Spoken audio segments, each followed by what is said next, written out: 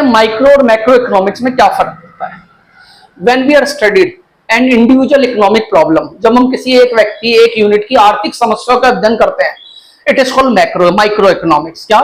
जब हम किसी एक व्यक्ति की आर्थिक समस्या का अध्ययन करते हैं, अर्थात when we are studied an economic individual problem, it is called micro economics.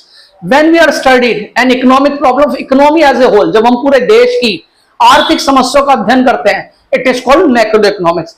कई बार जब हम बच्चों से पूछते हैं तो वो कहते हैं किसी इंडिविजुअल की स्टडी कर रहे हैं, किसी इंडिविजुअल फर्म की स्टडी कर रहे हैं। आपको इस तरीके से नहीं बोलना।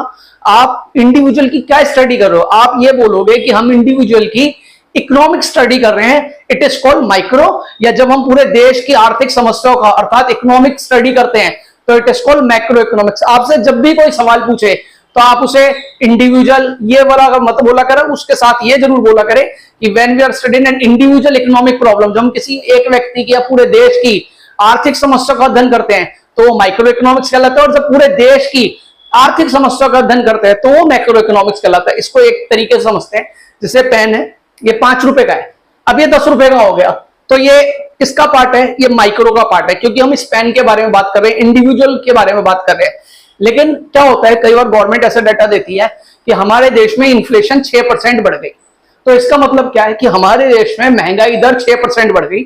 उसका मतलब क्या है, वो मैक्रो इकोनॉमी की बात करिए, पूरे देश की बात करिए।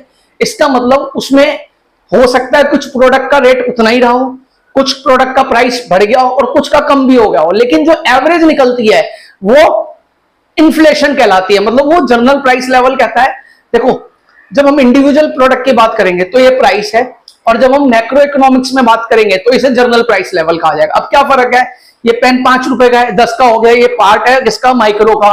और जब दो देश में कहा जाता है इन्फ्लेशन रेट बढ़ गया, गवर्नमेंट एक डेटा प्रेजेंट करती है, तो इसका मतलब क्या होता है कि जितने भी प्रोडक्ट हैं देश में, उनका रेट या तो कुछ बढ़ा होगा या कुछ घटा होगा, एवरेज होगा, लेकिन उसकी एवरेज जो निकालते हैं उसे क्या कहते हैं? इन्फ्लेशन रेट कहते हैं, अर्थात जनरल प्राइस लेवल कहा जाता है।